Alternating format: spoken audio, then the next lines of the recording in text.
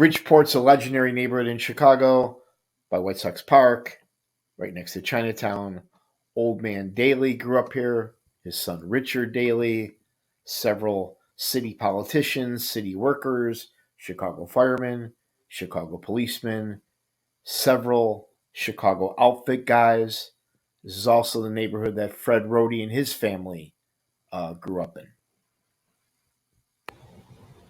One of the defendants that stood trial in the 70s was Alderman Fred Roti, a high-ranking member of the Chicago outfit. Him and Pat Marcy ran the entire city.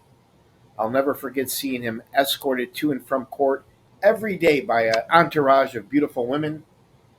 The government charged them with 11 counts of racketeering, extortion, and bribery. Now, on the right, one of the main defendants at this trial was Pat Marcy, high-ranking made member of the Chicago outfit. Him, Fred Roti, ran the entire city. He was right under Gus Alex, Tony Ricardo, Joe Iopa as one of the top echelon of the Chicago outfit, but he was too sick, too ill to stand trial. Now, a third defendant at the Alderman Roti trial was this highly political connected guy for the Chicago outfit, John D'Arco. The judge ended up giving him 3 years in prison. He showed some remorse, seemed visibly upset, started crying before they let him out of the courtroom. However, this guy stood up and he did not snitch on anybody. Now, another star witness at the Alderman Roti trial was Bob Cooley, a corrupt Chicago police officer, a degenerate gambler, broken down lawyer, and an FBI informant. He testified on some of the personal bribes that he did for Pat Marcy and Alderman Roti. I didn't really find him credible, though, on the stand, but the jury did. Now, one of the many bribes that Alderman Roti was accused of was back in the day, Harry Alderman allegedly killed a union guy, Bill Logan, through Bob Cooley in the First Ward. They bribed the judge, Frank Wilson, and the judge found Harry Alderman not guilty of the murder, and that was a $10,000 bribe that Alderman Roti was involved in. Now, another bribe that Alderman Roti and Fred Marcy were allegedly involved in was this one here. We got Shorty Lamantia on the left, an associate in the Chinatown crew, and his son, the late Rocky Lamantia, a guy that I knew. Back in the early 80s, he shot and killed a girl. They bribed the Cook County judge through the First Ward, and the judge found him not guilty of that murder. Now, one of the charges in this RICO case against Alderman Roti and Pat Marcy was that they were handing out city and state jobs to all their family and friends like candy. Anywhere from the water department to the streets and sanitation.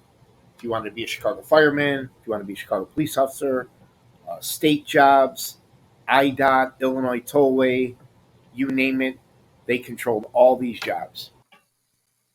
Now, Alderman Fred Roti was not pulling out any punches. He knew at his age this was his last hurrah, so he put together his own dream team of defense lawyers. One of the top attorneys in Chicago, in Illinois, is Dan Webb. This guy defended several Chicago outfit guys back in the day, along with some of your top crooked judges and politicians that went to trial. Here's a familiar face, Tom Durkin, a fine defense attorney at the Dirksen Federal Building and well-respected at the Cook County Building as well. He represented a terrorist that helped plan 9/11.